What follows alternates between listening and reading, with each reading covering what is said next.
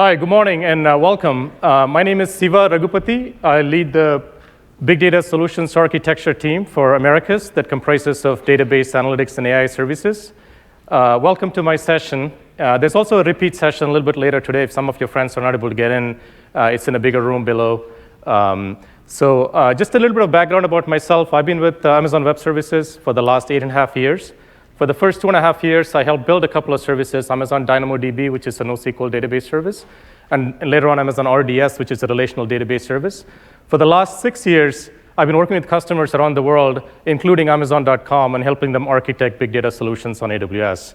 So this presentation is a culmination of my experiences, so to say, some interesting mind map pictures along the way.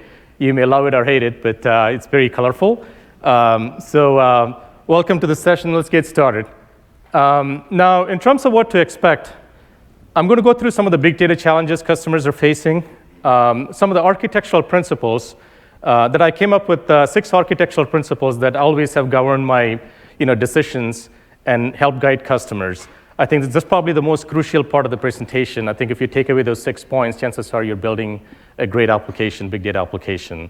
So I'm going to actually simplify the big data processing by breaking that into multiple stages: collect, store, process, and consume. And in each stage, we're going to go through and pick up what options. I'm going to outline some of the services that are there, and then give you some parameters as to how to pick up the right service or the tool in each stage. And one of the things is, as a person building services, I have a unique exposure to how we build services at AWS. So I'm going to address some of the why questions in the presentations. I feel like as a decision maker, whether you're an architect or a business person making a decision, to understand why, kind of gives you the power. The rest of it flows through, how naturally follows from why, et cetera. So I'm going to address some of those. And towards the end, I'm going to give you 3 architectural patterns and design patterns, if you will, and a reference architecture, a pretty colorful reference architecture, as you would see. So one thing I'm not going to have in this presentation is a lot of demos. I'm going to use the entire hour most likely, and I'm going to hang out here, and I can have lunch with you if you have time after. And I can, feel free to, raise any questions. Chances are I have a lot of content. I'm going to run right into the end of the hour. So I'm happy to take on any number of questions that you have this afternoon. I'm also not going to have any code. I feel like you should get your architecture right before you write code. So this is an architecture session, which means I'm not going to have any demos. Ben is doing a talk right after this. He's going to show you a cool demo. It is serverless big data, presentation. So I think I'm going to focus on the architecture here. And now let's get started with that.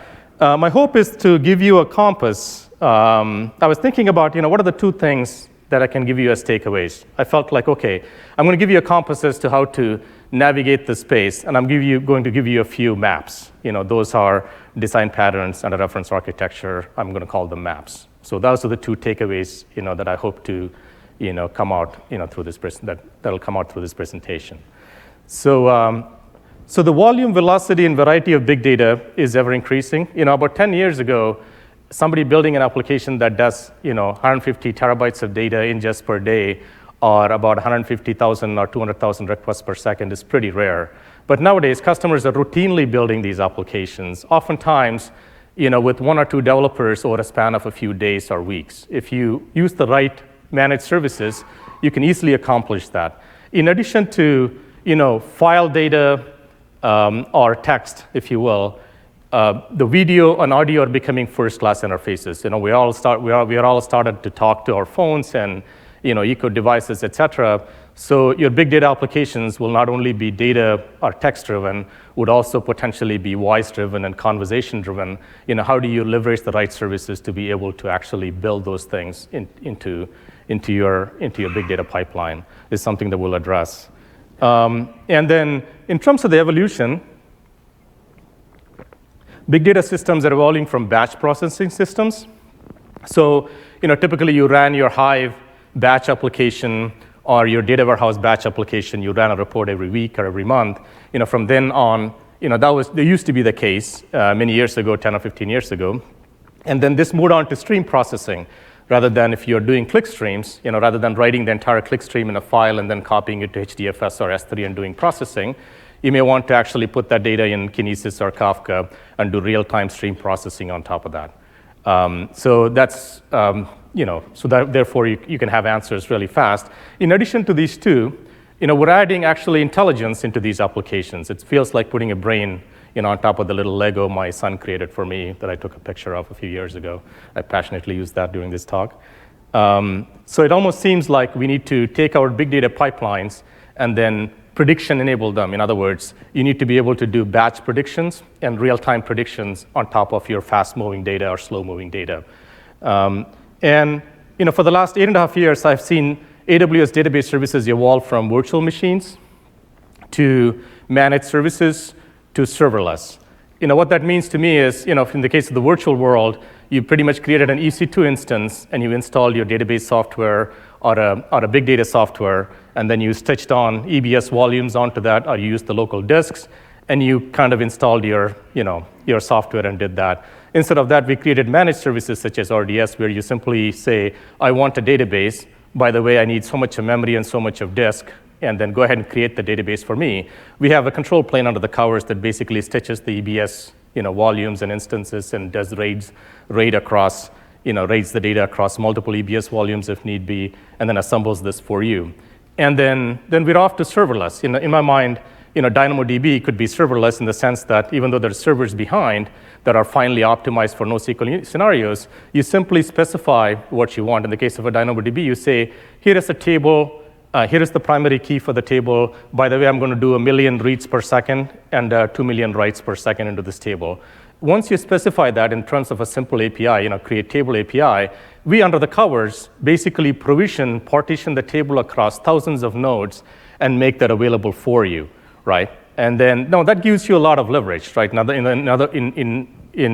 instead of worrying about servers and software, you simply worry about your programming abstractions. You need a table, you have these keys, and you need to be able to stitch all of this into your big data pipeline. So we'll basically, whenever in each stage I highlight a service, I'm going to call it serverless or managed service, et cetera. So it's pretty important to be able to use all of them, and we'll see how.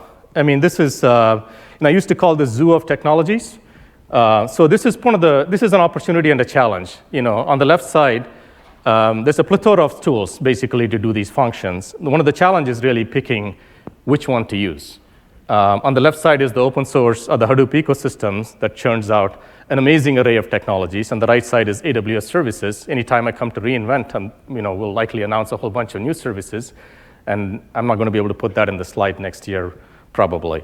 So, I splattered this slide with a whole bunch of AI technologies, such as, MXNet, TensorFlow, Keras, Theano, et cetera. The question to me as I was writing this slide was, how do I fit all of that into my big data architecture? I'm going to try to do that towards the course of the presentation. So now with that, the big data challenges are like this. Is there a reference architecture?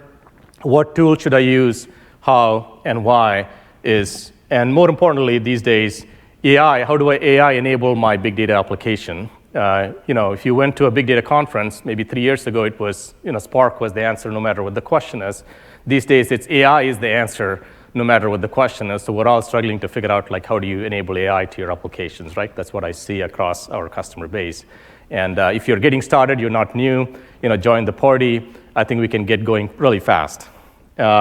So these are the architectural principles. I'm going to dive a little bit deeper into this. The more and more I build big data applications, the more and more it looks like a sort of a pipeline, right? And a couple of things repeats itself, right? There's a flow where the data gets stored and processed. Oftentimes people try to put that together. The best practice there is to actually decouple storage from compute. What that allows you to do is if you get a new processing technology, we didn't have Spark 10 years ago. When Spark came on, took over processing technology, we basically replaced Hive with Spark. If you nicely decouple your processing stage from storage, you can simply go ahead and replace a newer technology instead of the old and get going. So it's pretty important to basically decouple your pipeline. So your pipeline should ideally look like store, process, sort of repeating itself. And then using the right tool for the job is paramount at AWS. So whenever we build, as a builder, when I was building DynamoDB or RDS, we typically tend to build these tools to perform a few functions extremely well.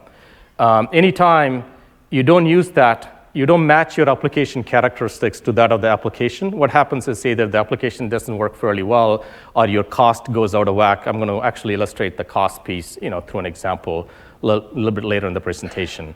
So what are the defining characteristics of various applications? If you're doing stream storage subsystem, what are the defining characteristics that you should look for? If you're looking for analytics applications, what are the defining characteristics that you should look for? Is something that I have characterized this. So the key point there is you should be using the right tool for the job. One size does not fit all, at least at AWS, from what I have seen. And leveraging managed services or serverless services is key. Instead of you getting an EC2 instance, installing software, managing it, and so on, this feels pretty cool for the first 6 months or so. After that, it gets pretty darn boring once you rev your application and ship versions. Simply using a managed service, takes the muck off of your, engineers and lets us deal with that. And then so you can actually quickly build your applications, ship those applications, and give value to your customers. You also, spend a lot, along with it comes availability, scalability, et cetera. Using log-centric design patterns is key. I think this is one of the very important and interesting points here, because if you're familiar with databases, transaction logs have been around for a long time. In other words, even if your database gets corrupted, you can always build the state of a database through a transaction log. You basically take an empty database, start applying your transaction log, and build the database. The key point there is that if you are able to keep all the data that comes into your company, think of that as a transaction log and persist that as is without chopping off any of those legs and hands, then you may be able to construct the state of your data at any given point in time. This becomes even more important with AI and machine learning, because in many cases, we don't know what questions the business folks would ask going forward. And in order to predict some future behavior, you need to have enough data to be able to build the model and materialize the model. If you don't have the data, then you have to start building the data set after you have the problem. So as an AI architect or a data architect, it's probably pretty important to actually keep the data. Now, since things like storage with S3 is so cheap, 3 or 2 cents per gigabyte per month, you can pretty nicely compress the data and keep all the data without much cost. Then when you go to build a model, you can pretty much use that. So I'm going to re-emphasize that, building immutable, keeping all the logs, don't delete anything would be another simple way of saying that, if at all possible, right? And then materializing the view. So you should think of your various services, Elasticsearch or data warehouse, as simply a view on top of the immutable data that you will put in your data lake, if you will. So that's the essential idea there. Things like Bitcoins, et cetera, work off of a general ledger, and it's a fancy word for a log, a big log that has all the changes that goes forward, right? General ledgers have been around in accounting for a long time. Transaction logs have been in databases for a long time. This is the same idea that repeats itself. Being cost conscious, often you're going to make the right decision at AWS. Contrary to expensive things should be more cool and more better. Here, the cheapest thing is likely the best service to use. If you have two options, pick A or B service, chances are the cheaper service is going to be the right fit, because we have priced that to do that function extremely cheap and extremely well. That is contrary to the general thinking that expensive things are better. And last but not the least, I added that bullet for this year, always thinking from the end first. You will, at some point, AI enable your system. You might as well start thinking now, if I were to AI enable this big data pipeline, what should I collect? Or how should it look like? How would it look like, right? So that is something that is pretty important. I think this is probably the most important slide. And if you practice these concepts, chances are you're going to get your design right. So I just want to reemphasize that. So now with that in place, let's go ahead and simplify big data processing. So the more and more I think of big data processing, I was a mechanical engineer before in life, so big pipes, is pretty cool for me. Data goes in on one side, answers come in on another side. That's the essence of any big data processing, not any more complicated than that. And in between, there's potentially multiple stages. They look like something like this: collect, store, process, or analyze, and consume. And typically what also happens is the store process repeats itself. to shape the data in a form that the downstream application can consume pretty rapidly. So, and what governs that is what I call as the pipeline latency, which is how long you have to answer. You may have to answer in milliseconds, then what goes in between is going to be dictated by what's your time to answer. You may have week to answer, then you could basically use a few other components. Or throughput, right, which is the amount of data, gigabytes or megabytes or terabytes or petabytes flowing per second, right, or processed per second. And then the cost. Those are very simple principles, right? And in a way, if you take away all the other stuff, fancy stuff, and the essence, that's what you're trying to do. You're trying to ask the question, Mr. Customer, how fast do you want the data to be materialized? What is the view? Are you going to look at this in the form of, what is the pretty picture or a report that you want? So let me shape the data in the form that you'll get the report rather rapidly. And then, by the way, what is going to be the bill for this application? How much are you willing to pay? Usually, tracking your design across those parameters, have always helped me, guide customers to use the right solution. Along the way, this is like the concept map. I'm going to introduce this idea of the temperature of your data. Anytime I'm building a system, I often think about, am I dealing with hot data, warm data, or cold data, right? Typically, hot data is smaller pieces of data. You can think of that data in like cache or your RAM, random access memory, to be hot data. Typically, it tends to be fairly small. Item sizes tend to be small. You're basically doing a very frequent access of the data. Pretty much, the number of IOPS per gigabyte, if you want to technically think about that, is pretty intense. Heat, right? IOPS per gigabyte. Towards the colder side, what happens is the data tends to be pretty large, big files. In some cases, you don't care whether you want to access this in seconds or milliseconds. If the data shows up in a few hours, it's fine. For example, if you put data set in Glacier, the lowest tiered Glacier, the data comes back in 3.5 or 4 hours. It's fine, because you're just simply pulling out some data set that was archived, and then you can wait for that long. So having a sense of whether you're dealing with hot data, warm data, and cold data often allows you to pick the right tool. So I just want to introduce the concept here. Now, let's go into the collection stage with that. In the collection stages, you're going to have applications that are using ODBC, JDBC interfaces, writing to databases, or you may have a data center that's connected using Direct Connect. I'm going to use a lot of small icons. The slides would be available for you, both in terms of slide share as well as YouTube, so you can look at it. Don't squint your eyes. I walked around the room yesterday. It was pretty small for folks in the last row to look at this, but don't worry about this. You'll get the slides. The key concepts are in bold letters, so you should be able to follow that. Data structures and database records, typically, I call this transactional data. And file data, right? You have let's say if you have a clickstream analytics system, in the application tier, you're writing files, and then you're actually use Apache Flume or something else to actually move the files onto HDFS or S3. You're moving either the file data. In some cases, this could be video clips or audio recordings as well. Or streaming data. Streaming data is typically generated by devices and sensors. It is essentially time series data.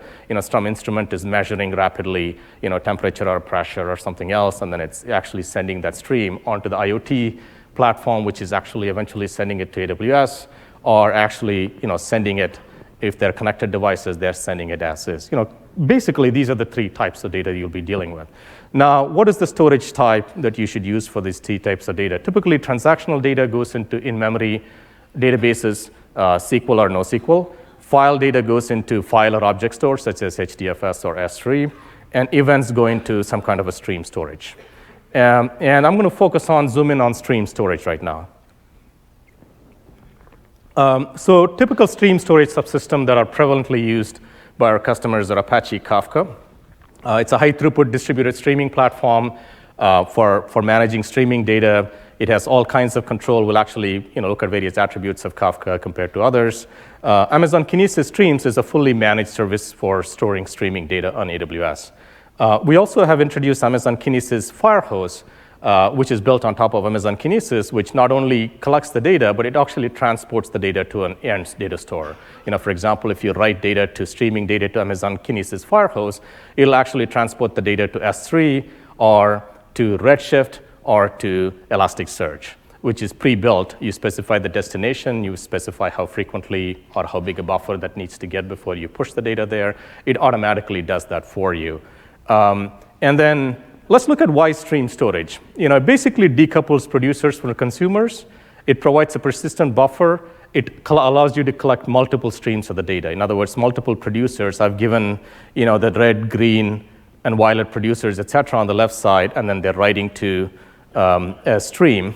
It could be either a Kinesis stream or a Kafka stream. I've also highlighted DynamoDB streams here, which you could potentially use for some cases, but it's a minority case. We'll have a discussion about that if you want offline.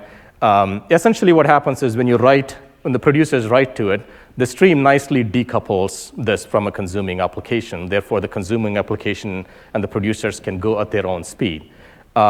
It also allows you to preserve client ordering, which is a defining characteristic of a stream. So in other words, if the red producer is going to say, I am red, in other words, key equals red, and it's going to write packets 1, 2, and 3, what the Kinesis or the Kafka partition of the stream will ensure that all of those red packets will always go to the shard 1 or the partition 1. Therefore, a downstream application, like a consumer 1 and consumer 2 that are parallelly consuming that, can actually assume that the red packets are always going to be in a partition 1 or a stream 1. Therefore, it can do computations such as give me the max, min, average, et cetera. There's one downside of that. If you say key equals 1, if your put rate in producer 1 is going to be more than what a single shard can handle, you will get into some scenarios. If you get that, then the only option there is to not actually do that, and then run a downstream application to do the sorting, if you will, right?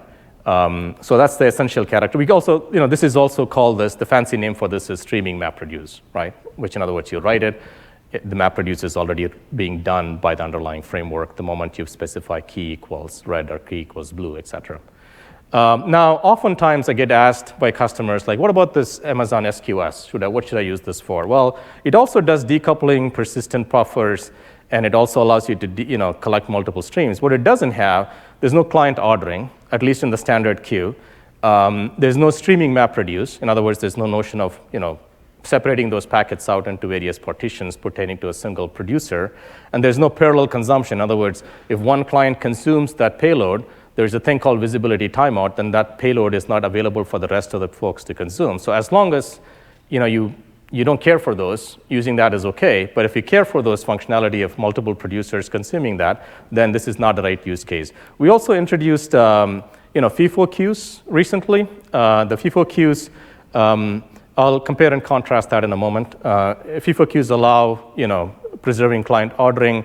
And there's also a workaround some customers have used. In other words, you can write to a SNS topic, and then you can have either a Lambda function or the queue subscribe to that. Those are the edge cases, right? So, just in case you're actually doing a design of your system and you want to actually consider that, I just wanted to actually put that in the slide. Chances are using Kinesis or Kafka is going to be ideal for the reasons I will point out in a momentarily. I wanted to include that there just as a reference. Here is the various attributes. Now, this is a very busy slide. It's impossible to read this probably from here, but I'm going to step through this. On the left column, I have given various attributes such as, is this a managed service? Is there guaranteed ordering? Is there delivery? What about deduping? What kind of a delivery mechanism does it allow? Is it at least once processing?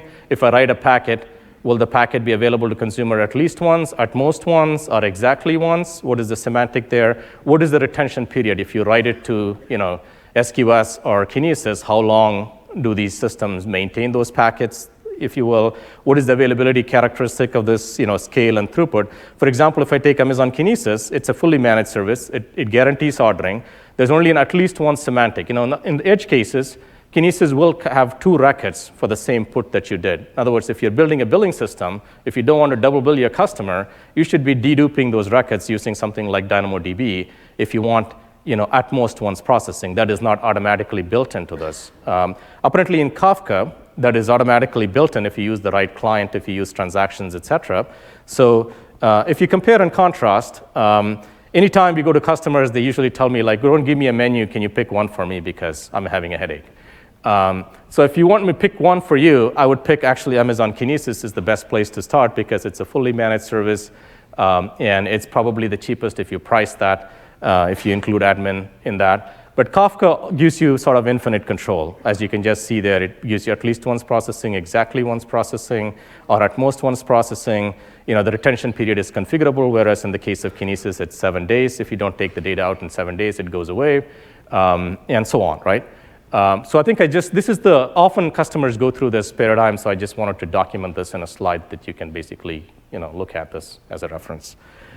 And if you compare this with SQS, if you take SQS FIFO queues, you can only do 300 TPS into FIFO queues. That's the last time I looked at it. I'm not sure if the team updated those numbers. We tend to increase these numbers over a period of time. The last time I looked at it, it's about 300 TPS.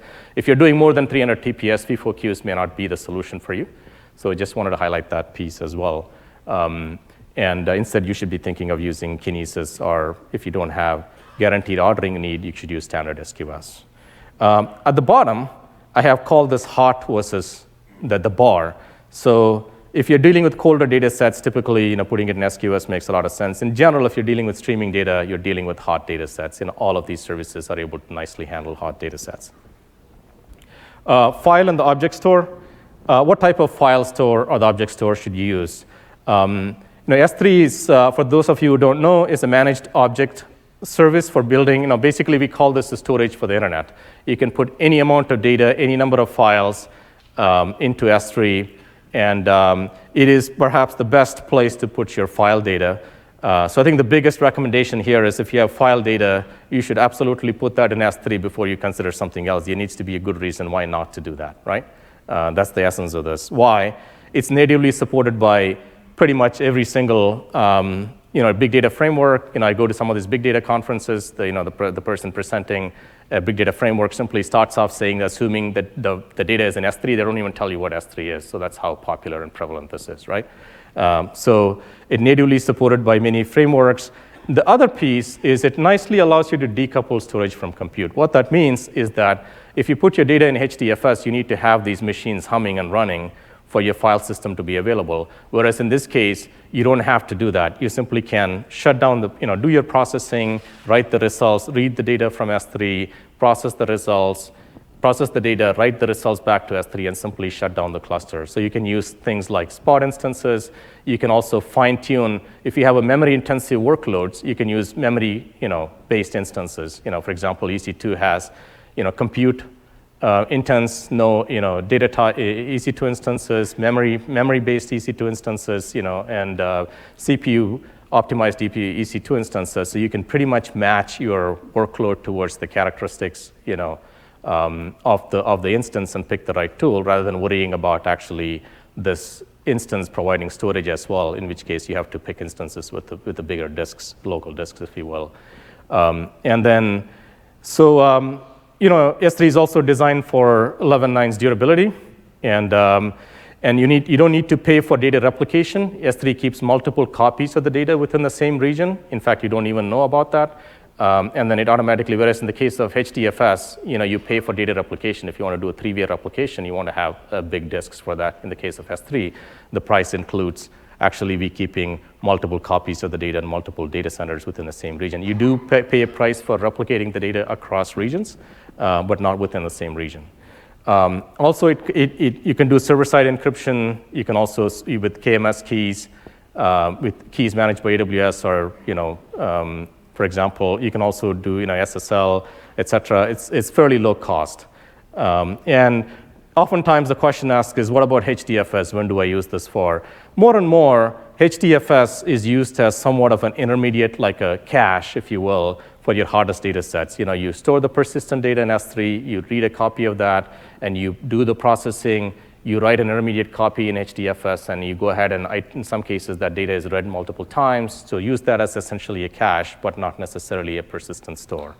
S3 also has various tiers. S3 has S3 standard, S3 standard, infrequent access, and Amazon Glacier. And then there's S3 Analytics, which is a service which allows you to basically, it runs analysis on your S3 bucket and tells you what storage class to use for what data sets. So that is how you should think of your tiered data. As your data ages, you should actually be moving those data to Glacier, if you will, from S3 if you're not using this. And if you are very infrequently use this, go ahead and put that in S3 infrequent access. Now, What about caches and databases, right?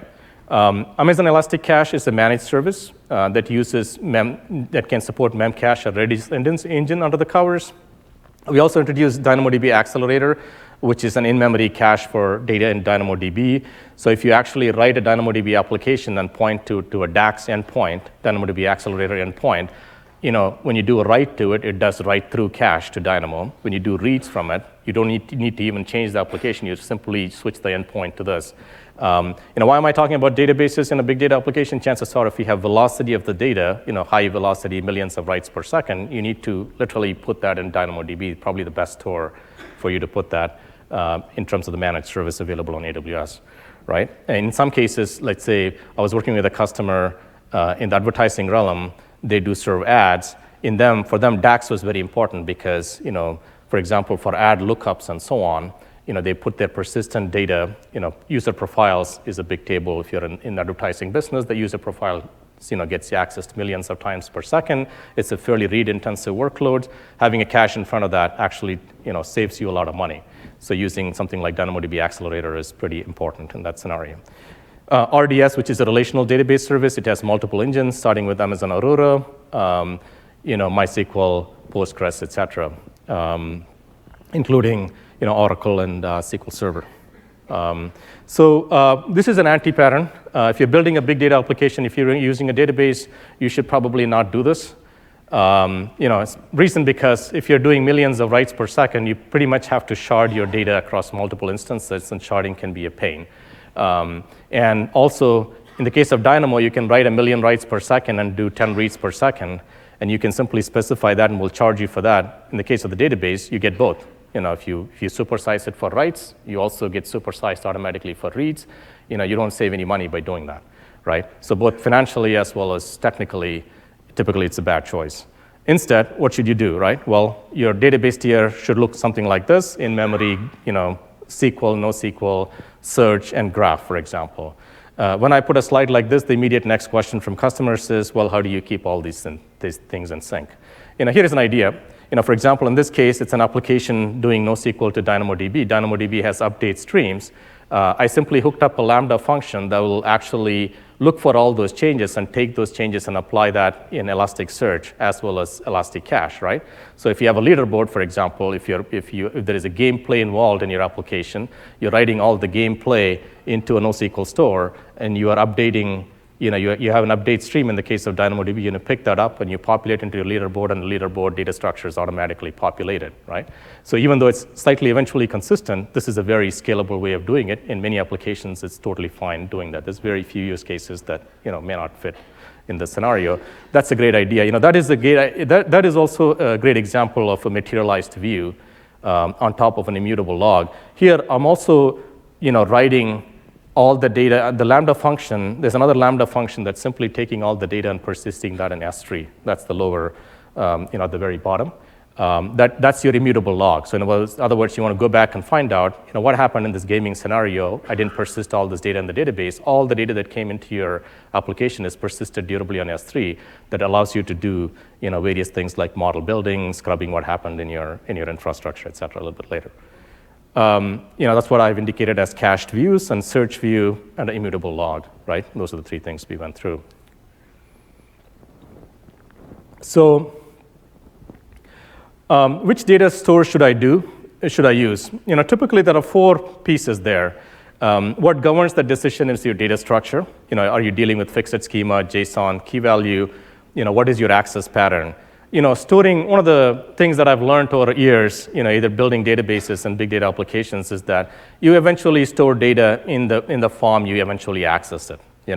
That is the essence of all kinds of query processing, index building, and so on, right? That is a very simple truth. Sounds pretty simple, but actually if you use that paradigm, it's really, really helpful, especially at very high scale. If you don't store the data in the form you access it, you don't have time to build your data structures. Oftentimes, customers get into all kinds of trouble because they're materializing a view when the question comes, whereas you should have already built the queue, built the answer in the form, or stored the data in a form that it was prevalently accessed. Plays out everywhere, whether you pick hash keys and range keys in DynamoDB, or sort keys and distribution keys in your data warehouse.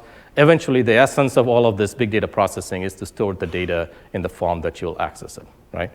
And then having an idea of whether you're dealing with hot data, warm data, cold data is right, and the cost always helps you pick the right choice, at least at AWS. Here's a simple example of data structure. If it's a fixed data scheme, SQL or NoSQL plays out fairly well. If it's JSON, NoSQL or search plays well. If it's key value, typically putting your data in memory or NoSQL makes a lot of sense. Graph databases are getting very popular because the speed of accessing deep networks is going lower and lower. So you need to start to think about materializing a graph view, which is something that I've learned this year. It's getting more and more interesting. More and more customers want to deal with graphs. So I've added that thing. So basically, materializing a graph view of your data is becoming more important these days.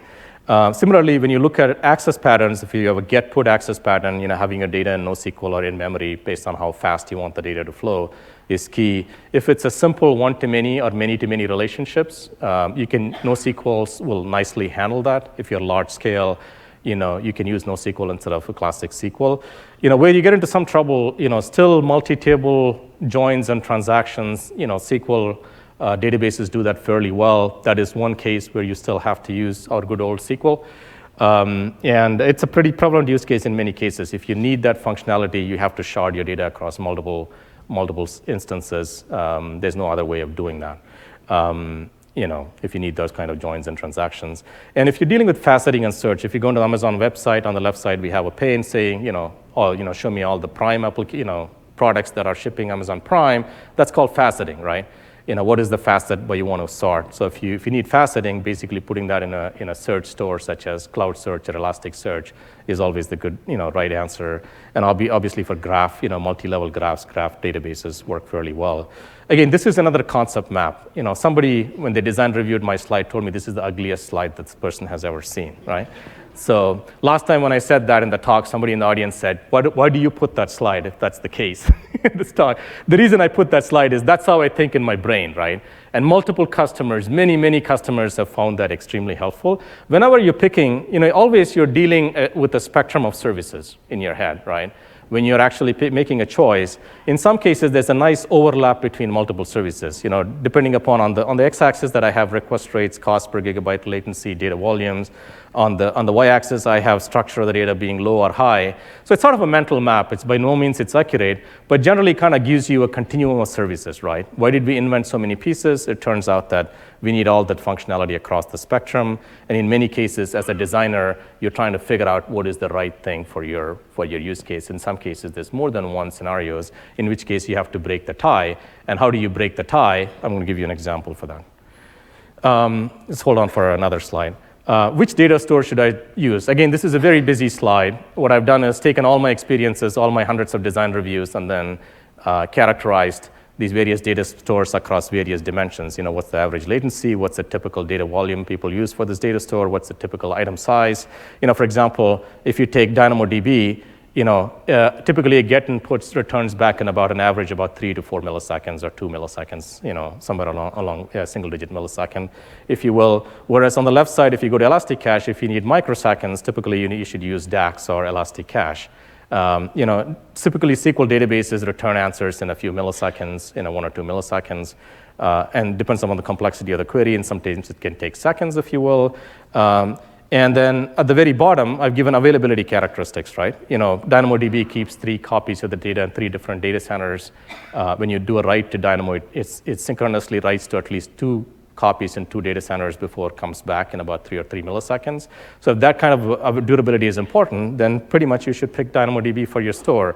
And RDS, Aurora, is also highly durable. It writes data to 3 data centers and 3 AZs. So this kind of is a map, again, for you to consult when you're trying to pick your data store. I'm not going to go through every aspect of this. Here's an example. Here's actually an email that somebody sent me, right? This is a developer on Amazon.com that basically sent me, should I use S3 or Amazon DynamoDB? The person says, I'm currently scoping out a project that design calls for many small files, perhaps up to 1 billion during peak. Right? The total size would be in the order of 1.5 terabytes of this data set, right? When I actually poked around, it turns out something like this. A request rate is 300 writes per second. Object size is 2K. 1.5 terabytes roughly is how much of the data this person is storing per month. and then 777 million objects per month. Now, this is a quiz for you, right? I'm going to stop talking. So how many people think we should use S3? Raise your hands, please. OK, about 10 hands raised here. Or somebody's not sure. It's OK. Or just, it's a fun exercise. How many think it should be DynamoDB? A few more hands raised. OK, well, let's try this.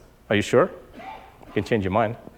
OK, so oftentimes there's the tool called Simple Monthly Calculator. How many of you have seen this tool? It's nicely buried somewhere.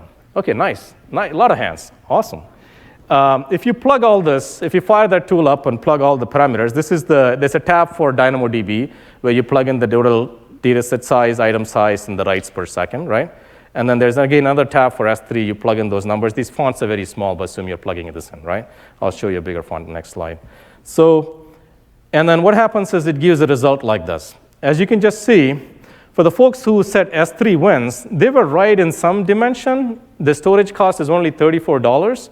But it turns out that the put cost is $3,888, right? Wasn't that a surprise? Yeah. It turns out when we designed S3, we designed this to do bigger files, and we priced this to do bigger files. S3 will happily take small payload. Object sizes could be 1 byte to any number of bytes that you want to put in. But it turns out that put cost may overwhelm you if you're putting very tiny objects. So the best practice with S3 is to aggregate the data to write this to S3. And we priced this product like this. When I was building this slide, in fact, I made a mistake. I used S3 infrequent access. It turns out infrequent access is a lot more expensive than $3,800. It's around $7,000 if I saw that correctly. So actually do a pricing exercise. Oftentimes during my design review, after 20 minutes, I park my call and tell my customers, hey, let's just compute the cost of this solution that we're putting through, right? Anytime we write down, two things come out of this. The customer typically gives a 2 thumbs up, let's go on. Or in some cases, we pick the wrong service and we say, you know what, something is not adding up here, or my requirements are totally off, right? I'm going to change this or change the service, right? Now, anytime I do a presentation in front of hundreds of people, I showed this to the S3 product manager. The person was really upset. So I decided to put a compensating scenario there. I increased the payload to 32K. And I'll see what happens there, right? It turns out in that case, obviously, S3 wins, right? It turns out DynamoDB provision, throughput, and storage cost. DynamoDB uses SSD under the covers. 25 cents per gigabyte per month is the storage cost, whereas the storage cost of DynamoDB, and then when you provision IOPS, each IOP is 1K IOP. There's a unit price for that. If it's a 32K payload you're writing, it's 32K into 32, right? So the price becomes much higher. So in this case, clearly, pricing the thing gives you the right solution, if you will, right? Now let's quickly, that's a great example of, you should always be cost conscious when you design systems with AWS. Now let's go into, the analytics stage, right? We've looked at collection, we looked at storage, now we're going to the analytics stage. In terms of predictive analytics, Amazon has been, doing a lot of deep investments in AI over the last 20 years. When you go to a website, when you do, people who bought this too, when we actually tell you, you may want to look at these things, we are basically using AI, machine learning there, right? When we move things in our fulfillment centers, when we move all these boxes around, the routing for that is actually done by, machine learning. There's a concept, Amazon Go, is an experience, store buying experience, where you simply walk into the store, pick whatever you want, and walk away. We automatically bill you, right? So basically, we're doing image processing. We're actually mapping that to your AWS, Amazon account, and then billing you as well, right? So all of that, we've been at it for about 20 years or so. So we're exposing these services for AWS customers in 3 forms. API-driven services. These are targeted towards developers. So if you want to enable speech recognition, you can use Amazon Lex, Amazon Poly, for doing text to speech. And you can also use Amazon recognition, right? If you have images or clips of videos that you want to actually recognize faces, et cetera, you can actually build that into your big data application. We also have machine learning platforms such as Amazon Machine Learning, which is a fully managed service for doing regressions, logistic regressions, sort of classification, if you will, linear regression, and as well as logistic regressions. Spark ML is very popular. You can run Spark ML on top of EMR, and a lot of customers do, a lot of, both logistic regression as well as linear regression, multinomial regression, et cetera, using Spark ML. And then we also have shipped a deep learning AMI. Amazon AMI stands for Amazon Machine Image. And you can basically run, using deep learning AMI, you can run, it comes bundled with a lot of frameworks, such as, MXNet, TensorFlow, Caffe, Keras, which is a Python framework, for doing high-level programming on top of TensorFlow, et cetera. It kind of comes in bundled with that. So if you have data scientists, you can simply launch the deep learning army, run your notebooks there, or you can actually run an auto-scaling group and then run multiple armies with GPU instances to be able to actually serve predictions at scale. Obviously, the API-driven services are targeted toward developers, and then the other, ML platforms, as well as the machine learning AMI, are directed at data scientists as well as deep learning experts. In terms of interactive and batch analytics, Elasticsearch is a fully managed service for running Elasticsearch.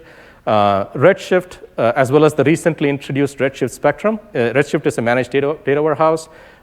Spectrum enables you to access your data in S3. In other words, you don't have to load the data into Redshift. Redshift uses local disks, whereas Spectrum allows the queries to be actually run on a cluster that is dedicated towards running these queries. So you simply put your data in S3, join a table that's in S3. You create a schema in the Glue catalog, and then Amazon Redshift cluster can simply join a table that's in S3, data for which is in S3, with actually data that's in Amazon Redshift and materialize a query. So these are interactive analytics applications. Athena is also a serverless service for running queries. You don't have to worry about servers. You simply put your data in S3, create your Glue catalog schema, and then you can point your query at Athena. You can send your queries to Athena. Athena will materialize a result for you. Amazon EMR, you can use many managed frameworks such as Spark, Flink, Presto, Tez, et cetera. About 14 frameworks are actually supported out of the box. You can pretty much write bootstrap actions to bootstrap any, a large number of big data frameworks on top of EMR. EMR manages things like node replacements. EMR also comes with EMR file system, which is a consistent file system on top of S3, et cetera. So you get a lot of advantages for running EMR. Now, what about streaming and real-time analytics? For streaming, using Spark streaming on top of EMR makes a lot of sense. Kinesis Analytics. For Kinesis Analytics is a fully managed service for running SQL on top of streaming data. So you can do things like windowing functions on top of fast-moving data and compute a 1-minute metric or a 10-minute metric and actually take that and put it in another Kinesis stream for downstream processing. KCL is a library for stream processing. It manages checkpoints. It allows you to build applications that actually, you can use an auto-scaling group and run it across, multiple AZs. Therefore, you can run Kinesis client library applications using KCL. Lambda is a fully managed service for running, think of that as running, serverless or running functions in the cloud. Lambda can hook up to either, events that gets created when you write data to S3, or you can hook up Lambda to, Kinesis streams or DynamoDB streams. So if you write to the stream, automatically the Lambda function gets called, and then it gets handed out a bunch of records, and you can actually do stream processing using Lambda. You don't have to run any servers. Obviously, Lambda runs a lot of servers under the covers, but you simply write your function and hook the function up to a stream, and then process the data there. Which analytics should you use? If you have batch or interactive analytics, in the case of batch, using EMR makes a lot of sense, Elastic MapReduce. You can use either Hive or Pig or Spark. If you're doing interactive analytics, which takes typically seconds to process, Amazon Redshift or Athena or EMR with Presto or Spark would make sense. Stream processing, obviously, we have Spark streaming, Kinesis Analytics, KCL, and Lambda. For predictive analytics, basically doing either real-time predictions or batch predictions using either Amazon Machine Learning, or you can use, if you're API-driven services, if you're dealing with images, et cetera, you can use actually recognition to actually recognize various objects and images in your pipeline. Actually, I'll show you a demonstrate how to use that a little bit later. Here is, again, a comparison of various stream processing technologies. One thing to note here is that if you're doing Spark streaming, It is, how many of you know that it's a single AZ service, right? When you're running an EMR cluster or a Hadoop cluster, typically it runs in a single AZ.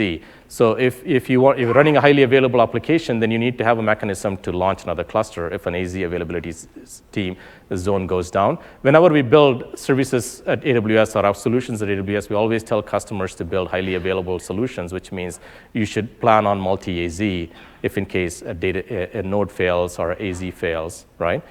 So in the case of Kinesis KCL, if you're using auto-scaling and running the application across multiple AZs, it is inherently multi-AZ. Whereas if you use Kinesis Analytics and Lambda, it is inherently multi-AZ, right? Even if an availability zone goes down, we automatically compensate for that. The application is running as if nothing happened, right? So those are some of the points. Again, I'm going to leave this as a slide for you for future reference. This is what analytics tools should you use, right? If you're using a data warehouse, if you have a classic data warehouse kind of workload, I think the best tool to use would be Amazon Redshift. If you want to combine direct data warehousing with the data lake scenario where you're putting files in S3 and you're doing joins across, using Amazon Spectrum makes a lot of sense.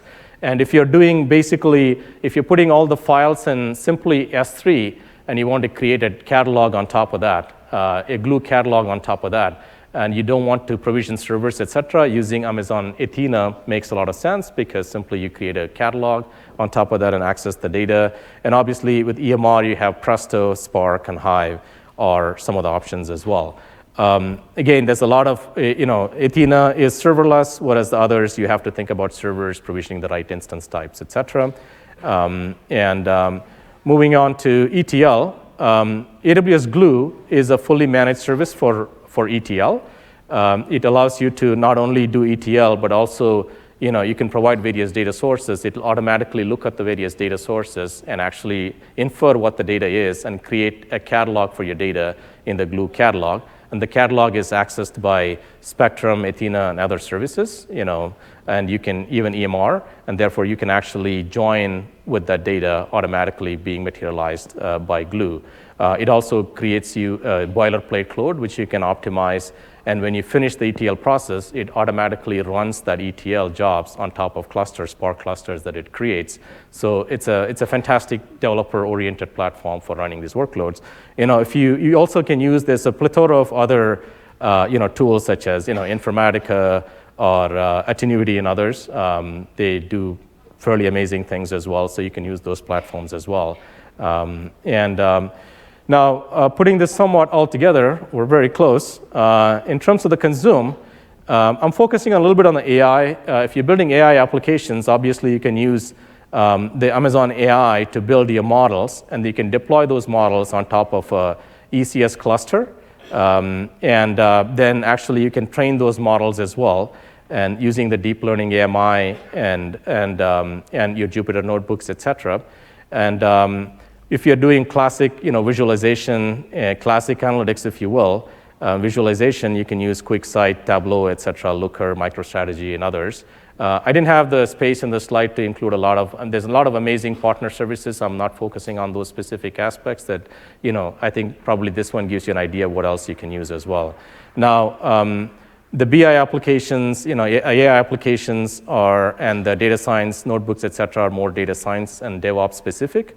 And whereas the business users typically use things like Tableau and others to point, and QuickSight to point and slice and dice their data. Now, that is the grand slide that actually combines all of that. Obviously, it's going to be in your, it's going to show up in SlideShare as well. Now, let's go through quickly 3 design patterns. This is another concept map of putting all this stuff together.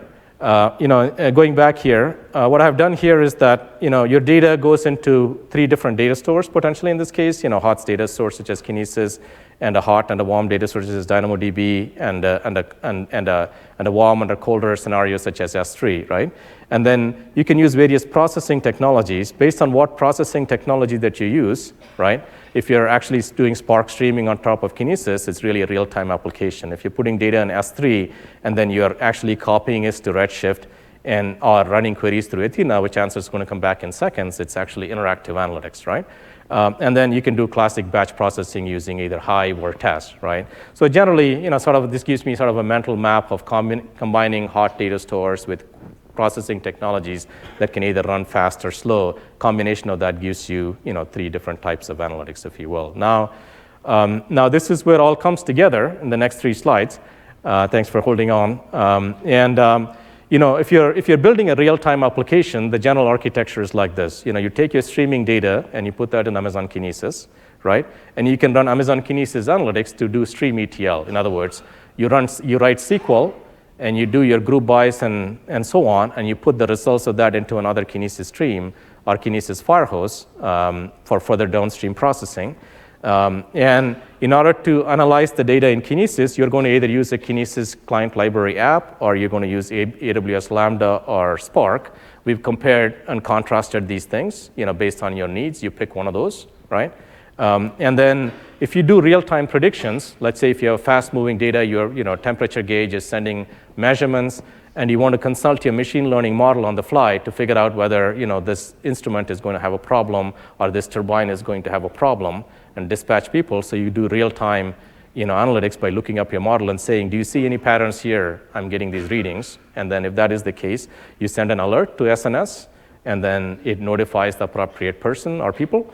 And then you can also use you can write a simple Lambda function. All it takes is takes the data and writes it to S3, so you have a persistent copy of your data for further processing.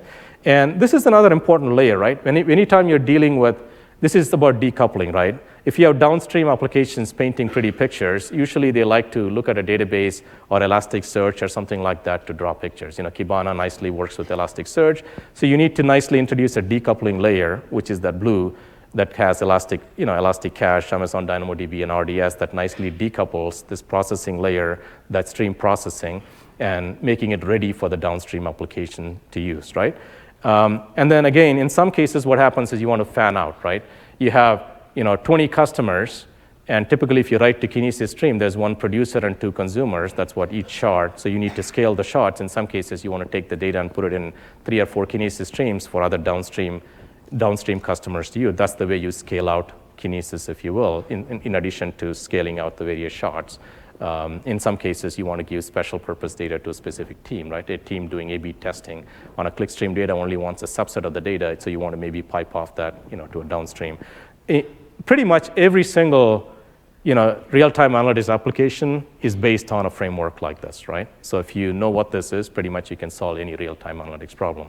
Similarly, interactive analytics. So you can use, you can put your data in, Kinesis Firehose and then transport the data to Elasticsearch or Redshift. You can put your data into files and then have, Amazon EMR or Athena process that and consume it. Or you can run your classic, Hive or Pig on top of the S3 data. Now that is interactive and batch analytics. Now putting this together, you can also introduce, either real-time or prediction by doing batch prediction using Amazon machine learning, or real-time predictions as well into your pipeline. And that can be incorporated into the answers that you give to the customers, right? Now, what is a data lake? Data lake to me is a combination of interactive and batch analytics and real time, and with a materialized view, if you will, right? So if you take all of that we did before and put that in place, that is in essence your data lake. So to me, a data lake is a design pattern that allows you to kind of bring together both your interactive, real-time or stream analytics and the materialized view to materialize the data in a form your downstream applications would need it. And we walk through the end-to-end stage as to how to do that. Now, a couple of things are important. Giving metadata, keeping an idea of the metadata in your applications is also important. Storing that metadata in a Glue catalog or a classic Hive catalog makes a lot of sense. And then last but not the least, security and governance is important. Encrypting your data using appropriate keys, using the appropriate services for authentication and access control, such as directory services and Apache Ranger, is pretty helpful. And using CloudWatch, logs and is pretty important end to end. So you're going to use some of the compliance tools. Putting it all together, this is the grand picture of your data lake reference architecture.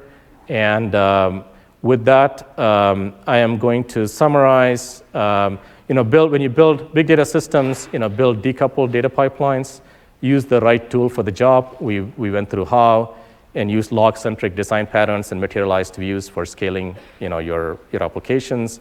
Be always cost conscious. That enables you to the right decision, and use AI and ML enable your applications. Thank you so much for hanging out till the end. I hope that was helpful.